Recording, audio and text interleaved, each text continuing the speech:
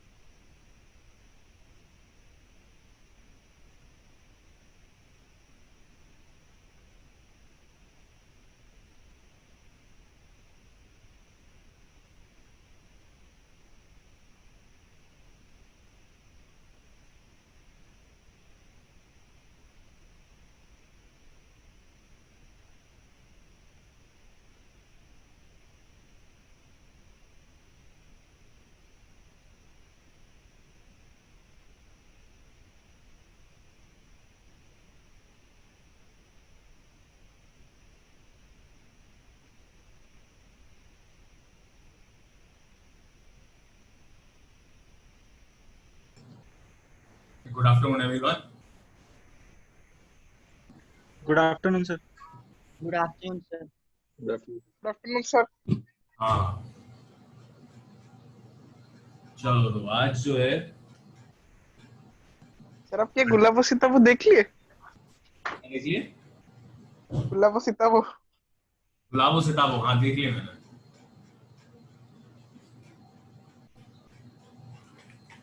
तुम लोग भी देख देख के बैठे हो गए सारे। सर आप कैसा लगा सर? हाँ सर। नहीं सर, अभी तक नहीं कुछ और कुछ देखने का है भी नहीं ना।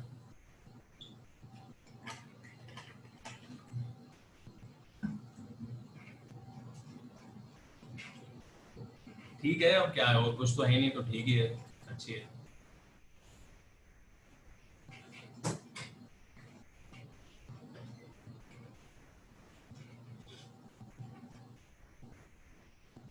सर कुछ बोल रहे थे। मैं कुछ बोल रहा था। हाँ, आज उसके बाद कुछ बोल रहे थे। हाँ, आज कुछ करने वाले हैं हम ना। आज हम देखो, ये तो हो गया यार, इलेक्ट्रो स्टैटिक्स, ये सब काम हमारा पूरा कंप्लीट हो गया। अब नेक्स्ट जो यहाँ से पार्ट शुरू होता है, दैट डील्स विद मैग्नेटिज्म। हमारे पास, मैं इसमें थोड़ा सा गैप देना चाहता हूँ, ठीक है, एटलीस्ट 2-3 डेज का। और वो 2-3 डेज में तुम क्वेश्चंस पूछो, या फिर मैं आपको क्वेश्चंस देता हूँ, कुछ भी हम इसमें से कर सकते हैं। एक दूसरा ऑप्शन है हमारे पास। एक ऑप्शन ये है that we can easily understand and complete the chapter which is heat conduction, particularly जो heat transfer हीट कंडक्शन। हाँ कंडक्शन हाँ सर, हीट कंडक्शन तक में। हाँ सर, वही करते हैं। है ना। हाँ तो सर। हीट कंडक्शन वाला पार्ट हम यहाँ पर निपटा सकते हैं और बहुत आराम से हो जाएगा। सर थर्मोडायनेमिक्स तो अलग से पढ़ेंगे, मतलब ये बस वो हीट कंडक्शन वाला पार्ट। हीट कंडक्शन और रेडिएशन भी, अच्छा सर, उतना थर्मो बाद में करेंगे। यस, थर्मोडायनामिक्स जो है वो बाद में करेंगे। भाई आपको डेल्टा क्यू क्या होता है, हीट, ये तो पता ही है, इतना तो केमिस्ट्री में पढ़ के आए हो। सिर्फ उतने की जरूरत है अपने को, कोई इंटरनल एनर्जी या फिर एंट्रोपी एंट्रोपी इन सब में नहीं जाना हुआ है कंडक्शन और रेडिएशन में। कुछ फंडामेंटल्स मैं बता ही दूंगा आपको, और उसके बाद क्वेश्चंस ऑलमोस्ट सिमिलर होते हैं, तो आप आराम से कर सकते हैं। अपने को भी 3-4 दिन और इसमें लगा देंगे तो जल्दी हो जाएगा। So is everyone okay with it? हाँ sir. Yes sir, yes sir.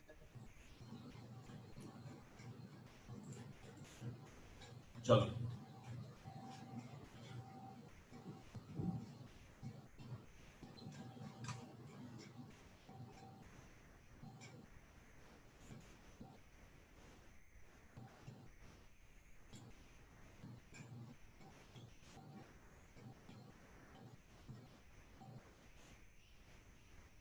ये हम अभी कर लेंगे तो हमारे पास सिर्फ थर्मोडायनेमिक्स जो है वो बच जाएगा।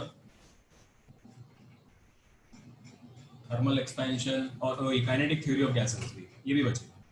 थर्मल एक्सपेंशन और कैलोरीमेट्री हमने करा था, तो हमें काइनेटिक थ्योरी ऑफ गैसेस पढ़ना होगा और फिर थर्मोडायनेमिक्स बाद में देखना होगा, उसको बाद में देखेंगे।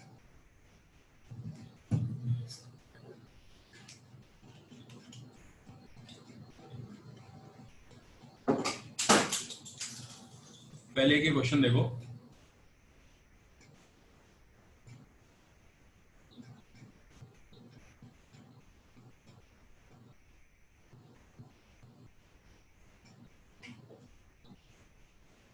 सर ये इलेक्ट्रोस्टैटिक्स देखो, अच्छा।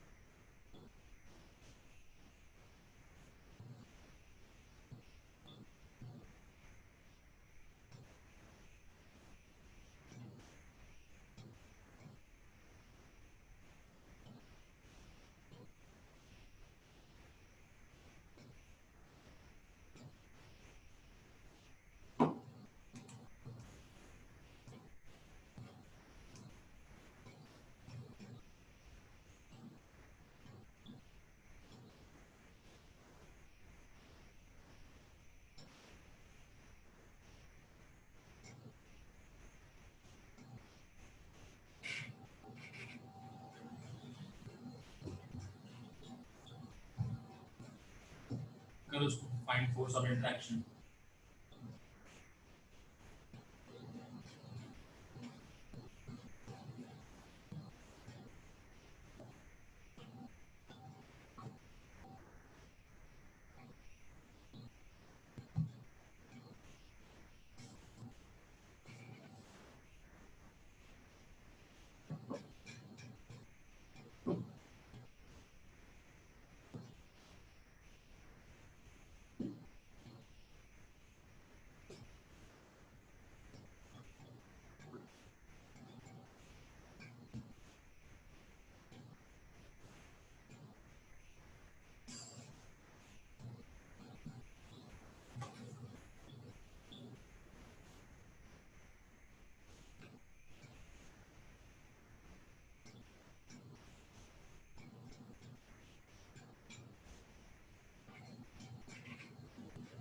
तो अगर आपको ये पोलराइजेबिलिटी क्या होता है ये अगर समझ में आया तो ये क्वेश्चन बहुत आसान है।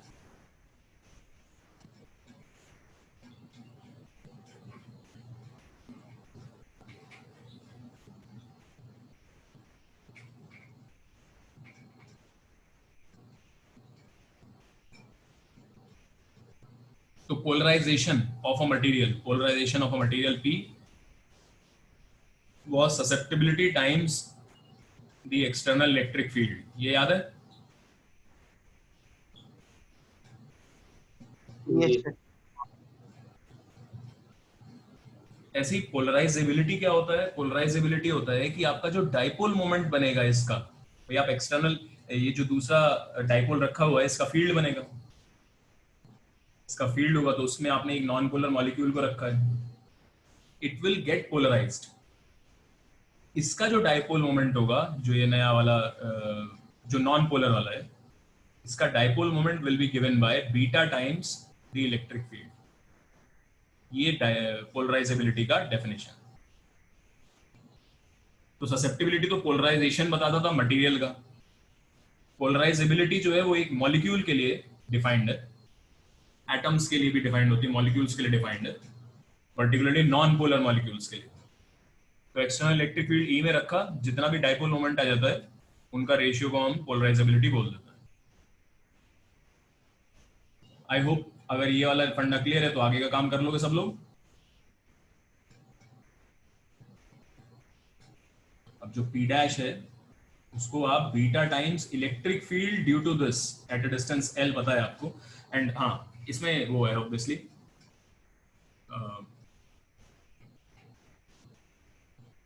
एक डायग्राम भी साथ में अगर आपको देगा तो बेटर रहेगा।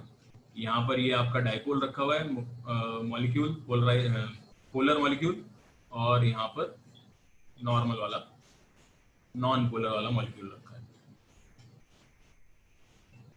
तो इसकी इलेक्ट्रिक फील्ड एंड ऑन वाली पोजीशन पे चाहिए आपको, यानी कि अलोंग द एक्सेस।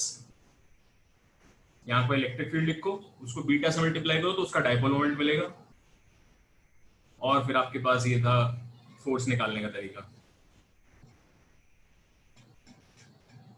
वो लगा के आंसर निकालो जल्दी क्या आ रहा है बताओ।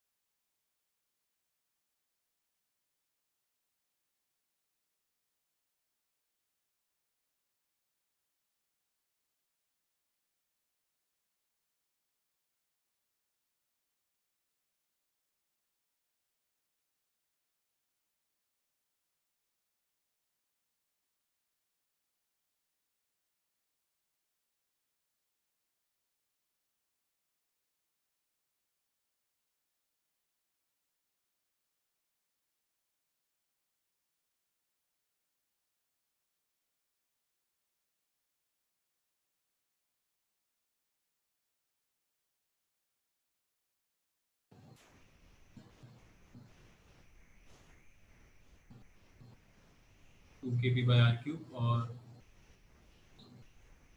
ये जिसका डाइपोल मोमेंट आएगा नॉन पोलर वाले का p dash that will be beta times that e, तो इसकी वैल्यू मैं लिखूंगा वो l के टर्म्स में l आएगा नीचे e by l क्यूब, ये p डैश हो गया। अब फिर आपको de by dr भी निकालना है। यहाँ पर de by dr का वैल्यू आ जाएगा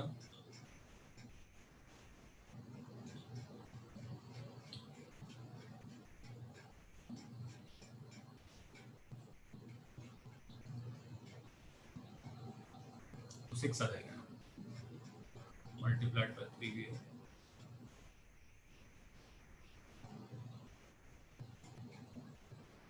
L की पावर 4 सॉरी, ऑलराइट।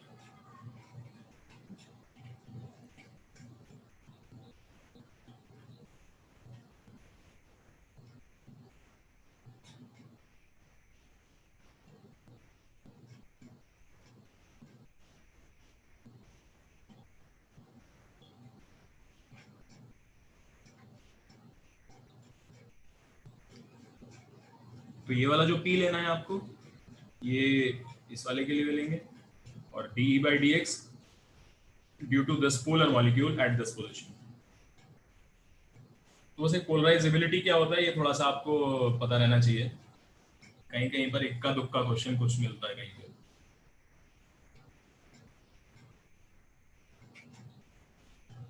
क्लियर है सब लोगों को ये?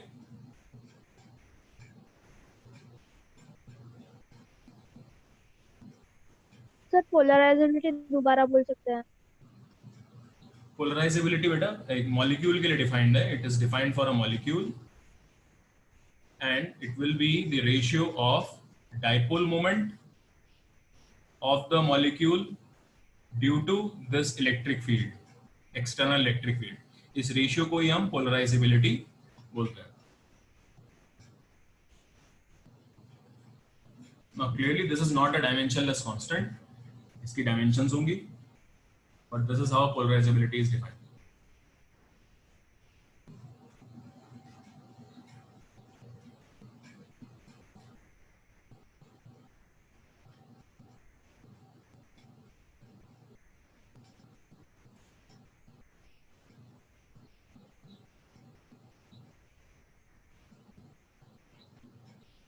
अच्छा, एक चीज के बारे में और डिस्कस करना था मेरे को तुम लोगों से, जो एक कल एक क्वेश्चन पूछा गया था वापस से। देखो सिस्टम ऑफ प्लेट्स में जब हम अर्थिंग करते थे,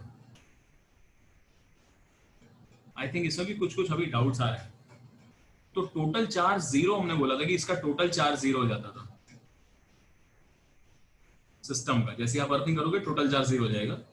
उसका कारण क्या था टोटल चार्ज 0 होने का? कि आउटर मोस्ट प्लेट्स पर जो है वो चार्ज उनका सम 0 होता है, मतलब आउटर मोस्ट प्लेट पे चार्ज 0 आ जाएगा जैसे ही आप अर्थिंग करोगे। अंदर ऑब्वियसली प्लस माइनस इक्वल और ऑपोजिट रहते हैं, तो इस वजह से उनका तो सम वैसे ही 0 होता है।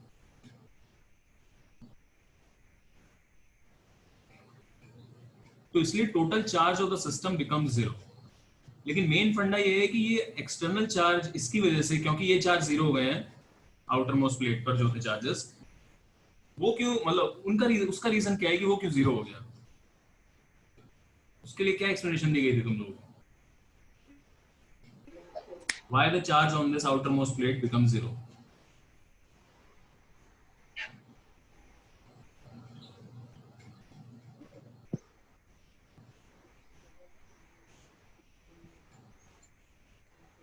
Anish,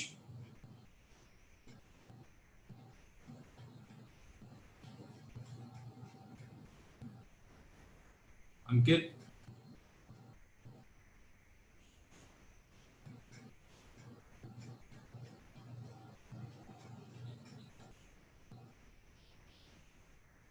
नहीं याद आ रहा किसी को भी? अनुराग, सर किसी को रीजनिंग याद है? ये आउटर मोस्ट प्लेट्स पर जो चार्ज हम 0 बोल देते थे 0 हो गया, उसका रीजन क्या है? सर हाँ जी, हाँ बोलो। सर वो आउटर मोस्ट सरफेस में तो बाहर इलेक्ट्रिक फील्ड 0 रहता है, E इक्वल टू 0 हो जाता है। वो आपने जो फॉर्मूला लिखा था half epsilon not E square, हाँ वो वाला उस फॉर्मूला से एनर्जी पर यूनिट हाँ मतलब वॉल्यूम वाला हाँ वो 0 हो जाता है। तो वो सारा एनर्जी वो इलेक्ट्रोमैग्नेटिक जीरो, वो जीरो होने का कारण क्या था, वो चीज हमने शायद डिस्कस करी थी कि जीरो क्यों मतलब है। वो इलेक्ट्रोमैग्नेटिक वेव्स के पोटेंशियल फॉर्म में। एनर्जी मिनिमाइज करने के लिए। हाँ नहीं नहीं, वेव्स वाला नहीं है बेटा, वेव्स वाला फंडा नहीं है, ओके। बट एनर्जी मिनिमाइजेशन है मेन फंडा। और एनर्जी मिनिमाइजेशन तो हर, ये जो आप चार्ज डिस्ट्रीब्यूट करते भी हो, जैसे क्यू चार्ज और ये Q1 Q2 ले लिया मैंने, तो यहाँ पर ये जो चार्ज एक दूसरे के पास आ जाते हैं ना, ये इक्वल एंड ऑपोजिट चार्ज, वो उस कॉन्फ़िगरेशन में इसलिए आते हैं क्योंकि उस केस में एनर्जी मिनिमाइज होती है उनकी। कभी भी कोई चार्ज अगर मूव कर रहा है खुद से अंदर इलेक्ट्रिक फील्ड, दैट मीन्स उसका एनर्जी कम हो रहा होगा इस डायरेक्शन में। तो अपने आप से कोई भी चार्ज अगर जाएगा तो वो अपनी स्टेबल पोजीशन में, लीस्ट मतलब मोस्ट स्टेबल पोजीशन में जाने की कोशिश करेगा, जहां पर लीस्ट एनर्जी हो।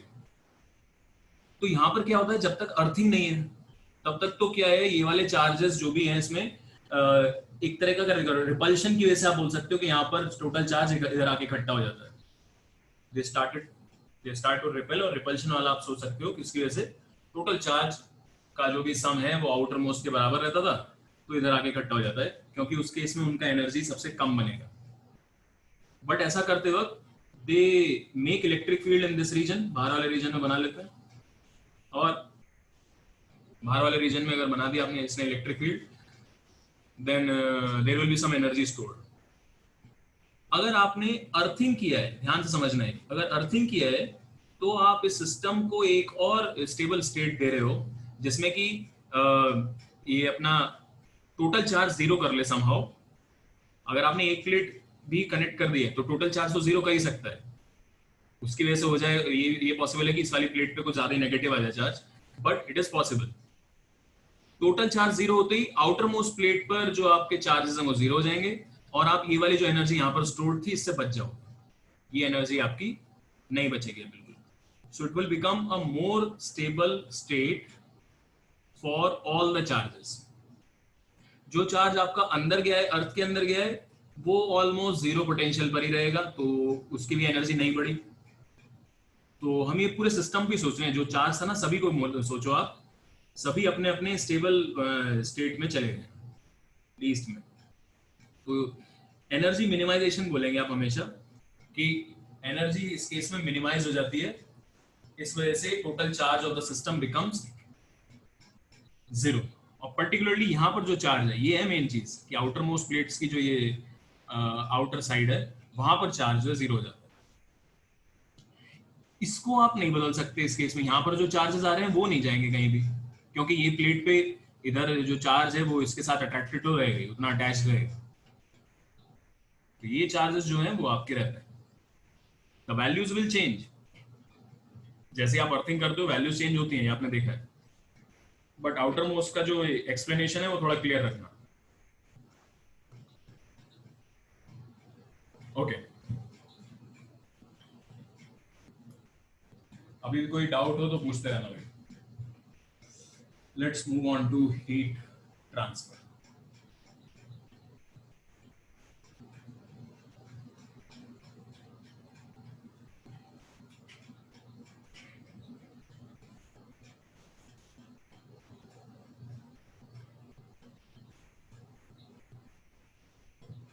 तो हीट का थोड़ा सा फंडा आपको क्लियर होना चाहिए कि हीट किसको बोलते हैं, पता ही होगा सबको। What is heat?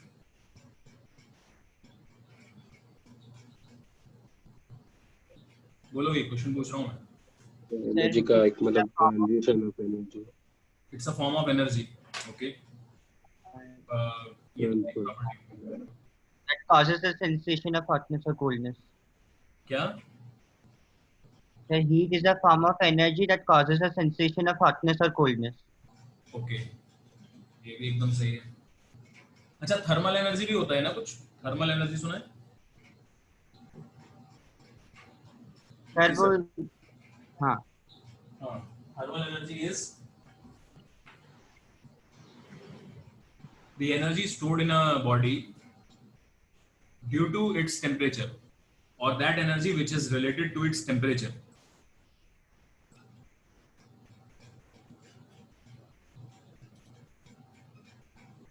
ओके, एक आंसर है form of energy transfer without any mechanical work, that is also correct.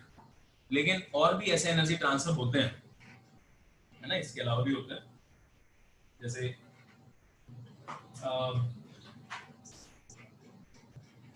I can say electric field में जो एनर्जी स्टोर्ड होता है वो भी आप ट्रांसफर कर सकते हो। जैसे इलेक्ट्रोमैग्नेटिक वेव्स जब मूव कर रही हैं तो वही एनर्जी ट्रांसफर हो रही है, जो इलेक्ट्रिक फील्ड में एनर्जी स्टोर्ड होती है वही ट्रांसफर हो रही है। सो यस, हीट में जो है कोई मैकेनिकल वर्क की वजह से हीट एनर्जी ट्रांसफर नहीं होता। सो थर्मल, मेरे को जो इसकी बेस्ट एक्सप्लेनेशन लगती है वो ये है कि thermal energy, when thermal energy moves from one point to another point, only then it is called heat. Thermal energy वो वाली एनर्जी है जिसकी वजह से हम टेम्परेचर डिफाइन करते हैं, it is associated with the temperature, and when this thermal energy moves from one point two another, that without transfer, without the actual transfer of the system, हम सिस्टम के with in transfer देख रहे हैं। आपने system को उठा के पूरे को कहीं और रख दिया तो हम उसको ऐसा कुछ नहीं बोलेंगे, but thermal energy when it moves is called heat. Thermal energy in motion is called heat. और आपको जो ये फीलिंग होती है हॉटनेस और कोल्डनेस की, वो तभी होती है जब एक्चुअली ये थर्मल एनर्जी ट्रांसफर होता है, उसके बिना नहीं होगा कभी भी।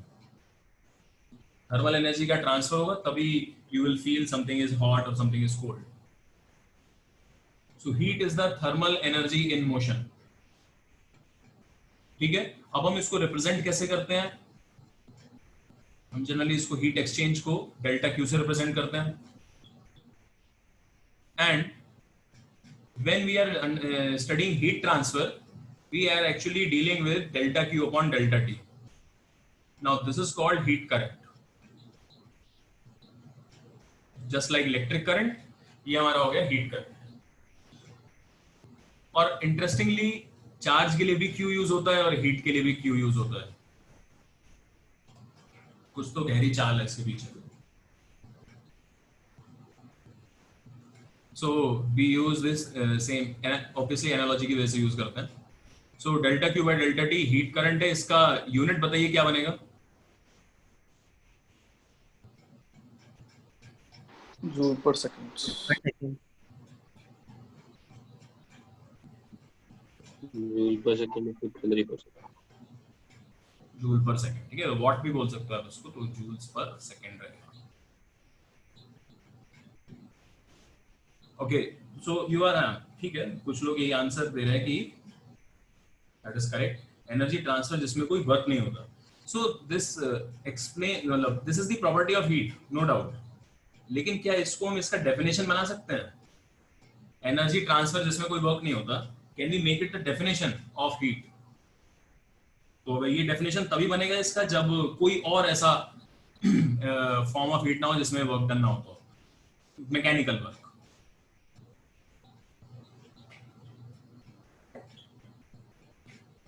Anyway, this is a correct property of heat, इसमें मैकेनिकल वर्क नहीं होता और हीट ट्रांसफर हो जाता है, मतलब एनर्जी ट्रांसफर हो जाता है।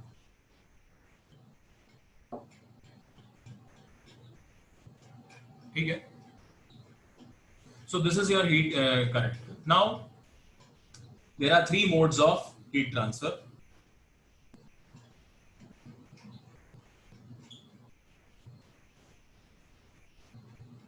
क्या क्या है?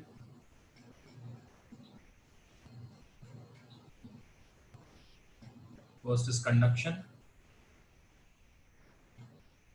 then we have radiation, and we also have convection.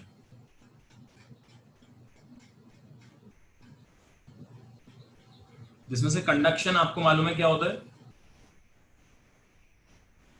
How do we define conduction? कि भाई आपका हीट जो है पास कर जाता है बॉडी से, बट उसमें कोई भी मास का ट्रांसफर नहीं होता। जो पार्टिकल्स होंगे मीडियम के, they will remain stationary. Stationary का मतलब यहाँ पर ये नहीं है कि बिल्कुल रेस्ट में ही होंगे, but they will remain fixed to their positions. They can oscillate at their positions.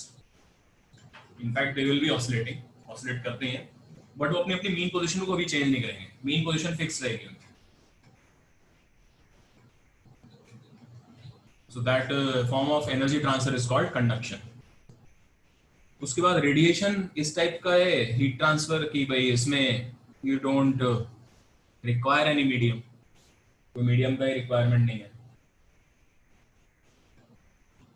तो कई जगहों पर इसको भी हीट बोल देते हैं अपन, बट आप देखोगे आगे जाके कि ये हीट फॉर्मेट में नहीं, इसको एकदम अलग तरीके से ही पढ़ा जाता है। एनर्जी ट्रांसफर है एक तरीके का, ये भी चैप्टर का नाम हीट ट्रांसफर है बट एक्चुअली हम एनर्जी ट्रांसफर पढ़ रहे हैं, ये मान के चलो आप। सो रेडिएशन में इलेक्ट्रोमैग्नेटिक वेव्स ही है मेन हमारे पास, जिनसे एनर्जी का ट्रांसफर होता है। कन्वेक्शन क्या होता है? कन्वेक्शन जो है स्टडी करना बड़ा ही मुश्किल काम है एक्चुअली। कन्वेक्शन भी अलग अलग टाइप के होते हैं। कन्वेक्शन में आपका जो पार्टिकल है वो मूव कर सकता है, इनफैक्ट वो मूव करता है। हो सकता है मूव वो अपने आप से कर रहा हो, अपने आप से, जैसे कि आपको मालूम है हॉट एयर राइजेस अप, जब वाटर बॉईल करते हैं तो वो भी उबल उबल के ऊपर आता है, that is called natural convection. और कई जगह पर फोर्स्ड कन्वेक्शन होता है, जैसे आपने अपने रूम में एसी चलाया हुआ है तो ठंडी ठंडी हवा जो है वो भेज रहा है बाहर, that is the form of forced convection. और कन्वेक्शन की जो स्टडी है वो सिर्फ हीट ट्रांसफर के अंडर में नहीं आती है, तो उसमें आपको मोमेंटम ट्रांसफर सब दुनिया भर की चीजें पढ़नी पड़ती है, मास ट्रांसफर, मोमेंटम ट्रांसफर, सबकी इक्वेशंस होती है। So that is much more complicated subject. तो अभी अपने स्कोप में नहीं है ये, अपने को सिर्फ पता होना चाहिए कि कन्वेक्शन आपका क्या होता है। दो टाइप का कन्वेक्शन रहेगा, एक तो नेचुरल, दूसरा फोर्स्ड। तो अपने को मेन ये दो अपने सब्जेक्ट्स पढ़ने हैं, conduction and radiation. We will start with conduction.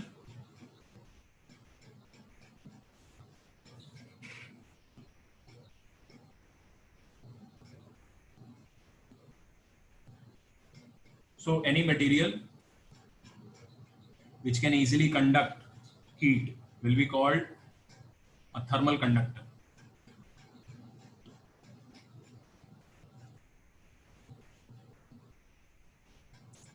Thermal conductor can easily conduct की वजह मैं लिखूंगा easily let the heat transfer। ठीक है, तो ये बिल्कुल आराम से आपका हीट ट्रांसफर हो जाने देगा। एग्जाम्पल क्या होंगे? Generally all metals are good conductors of heat। Metals के अलावा और कोई एग्जाम्पल है जो अच्छा कंडक्टर होता है? Not a metal but still a good conductor of heat. Graphite. Yes, graphite. तो और ये भी देखा गया जनरली कि जो करंट जो आराम से कंडक्ट करा लेता है वो हीट भी आराम से अच्छे से कंडक्ट कराता है। ठीक है, ये भी देखा गया। सो ग्रेफाइट भी है इसमें एक। उसके बाद पुअर कंडक्टर का एग्जांपल बोलो, या फिर thermal insulator. Bakelite. Bakelite, okay. हाँ,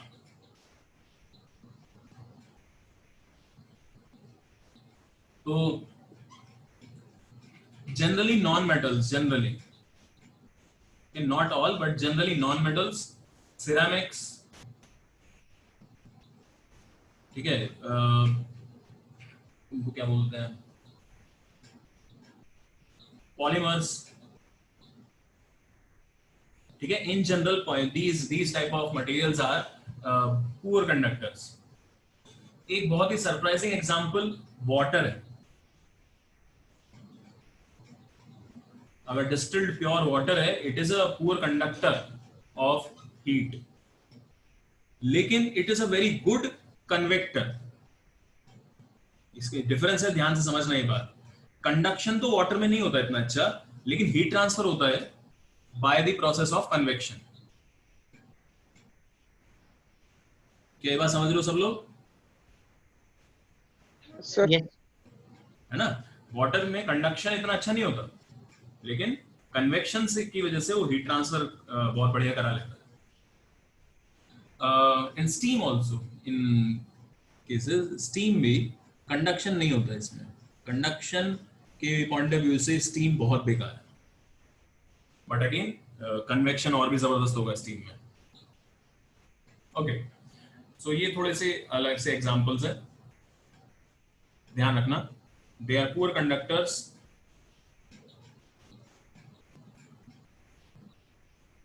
but heat can be transferred by convection.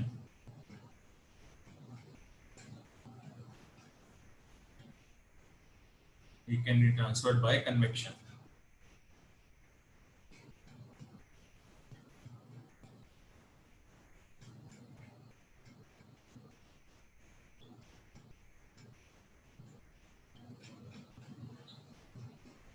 अब ये तो हुई मटेरियल की बात, लेकिन जो हीट कंडक्शन है that also depends upon physical dimensions, कितना अच्छा कंडक्शन होगा और वो सब चीजें। सर 1 मिनट पीछे चले जाएंगे।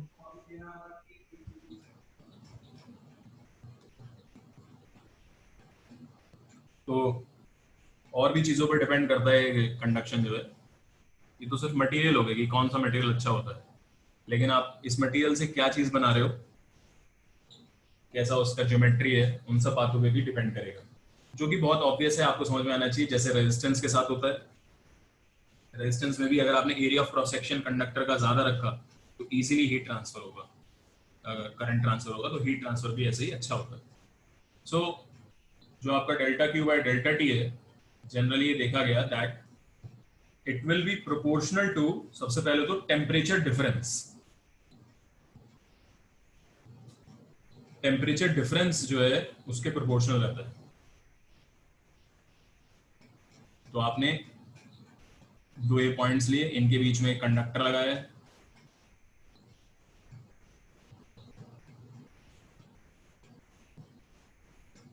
the temperature difference between these two will determine the amount of heat current, कितनी तेजी से हीट यहाँ पर पास हो रही है। ऑब्वियसली अगर टेम्परेचर दोनों जगह सेम है तो कोई हीट ट्रांसफर नहीं होगा। Similarly delta Q by delta T, ये भी ऑब्जर्व किया गया that it is inversely proportional to the length, कि इन दोनों के बीच में कितना डिफरेंस है, मतलब लेंथ कितना दूर है। इस चीज के बारे में थोड़ा सा आइडिया लेने के लिए आपको ऐसे सोचना होगा इसको कि सपोज हमने बोला कि ये वाला टेम्परेचर 100 डिग्रीज ले लो और ये वाला टेम्परेचर 0 डिग्री ले लो। अब अगर 100 और 0 के बीच में जो ये बॉडीज थी, इनके बीच में बहुत लंबी दूरी है, तो इतना ज्यादा हीट ट्रांसफर नहीं होगा। बट सपोज करो आपने एक बहुत थिन शीट लगाई हुई है ऐसे ऑफ कंडक्टर, इधर 100 है इधर 0 है, तो बहुत जल्दी हीट जो इधर की तरफ भागेगी। तो ये इस लेंथ के इनवर्सली प्रोपोर्शनल होता है heat current. It is also inversely proportional to the area, directly proportional to area of cross section.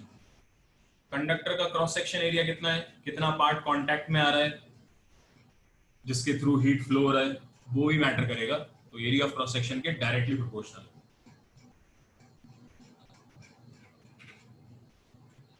इन सब बातों को देखते हुए आप delta Q by delta T को लिख दोगे that it is proportional to area times delta T over L.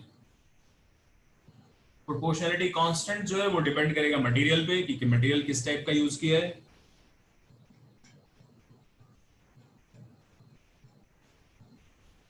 और हम जनरली उसको के लिख देते हैं, के ए डेल्टा टी बाय एल। इस के का नाम क्या पड़ेगा, क्योंकि के का वैल्यू ज्यादा है तो करंट ज्यादा है, ठीक है, हीट करंट ज्यादा है, ये दिख रहा है आपको यहाँ पर। तो इस के का नाम है थर्मल कंडक्टिविटी।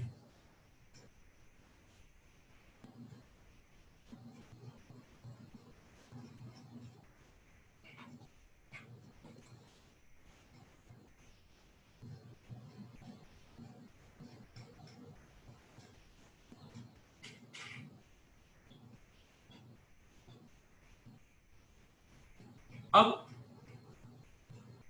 एनालॉजी तो है, बढ़िया एनालॉजी है, इसको देख लो क्या एनालॉजी बन रही है यहाँ पर। This temperature difference, this can be understood as delta V. ये चीज को मान लेंगे हम करंट, और फिर इसको कंपेयर कर लेंगे, that V is equal to IR। इससे कंपेयर करोगे तो यहाँ पर थर्मल रेजिस्टेंस कितना आ रहा है आपका,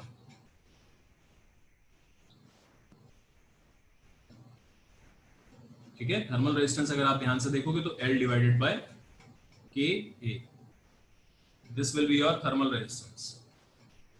क्या ये चीज आप लोगों को दिख रही है साफ साफ? Yes, sir. ठीक है ना। इसको delta T equal to L upon KA times this delta Q by delta T लिखोगे तो दिख जाएगा साफ साफ। तो this will be your thermal resistance. अभी मैं आपको जस्ट सजेस्ट करूंगा कि इस फॉर्मेट में याद रखना है इसको कि dr is equal to dl over KA। क्यों ऐसा बोल रहा हूं वो बाद में समझ में आ जाएगा। ओके,